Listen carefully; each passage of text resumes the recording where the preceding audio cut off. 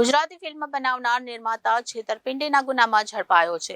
નાડી દોષ, ચાસણી અને રાડો જેવી ગુજરાતી ફિલ્મ તેમજ પંજાબી મરાઠી ફિલ્મના પ્રોડ્યુસર પ્રદીપ ઉર્ફે મુન્ના શુક્લાની 3.74 કરોડના છેતરપિંડીના ગુનામાં ધરપકડ કરવામાં આવી છે.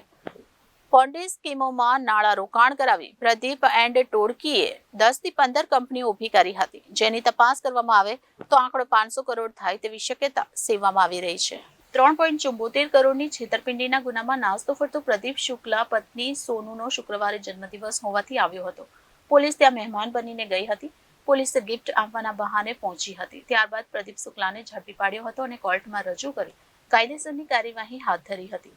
પ્રદીપ શુક્લા અને તેની ટોળકી અનેક લોકો સાથે છેતરપિંડી આચરી હોવાનું સામે આવ્યું છે. જોકે વધુ તપાસ થાય તો પ્રદીપ અને તેની ટોળકી સામે વધુ નાણાંની છેતરપિંડીના કેસ નોંધાય તેવી શક્યતા રહેલી છે. પ્રોડ્યુસર પ્રદીપ શુક્લાને શનિવારે ઇકોસેલે પકડી કોર્ટમાં રજૂ કર્યો હતો. કોર્ટે તેને 6 દિવસના રિમાન્ડ આપ્યા છે. મુન્ના શુક્લાએ રાડો ગુજરાતી ફિલ્મમાં રોકાણ કર્યું હતું. આ ફિલ્મ ફ્લોપ જતા 16 કરોડનું નુકસાન થયું હોવાનું પોલીસ સમક્ષ રટણ કર્યું છે.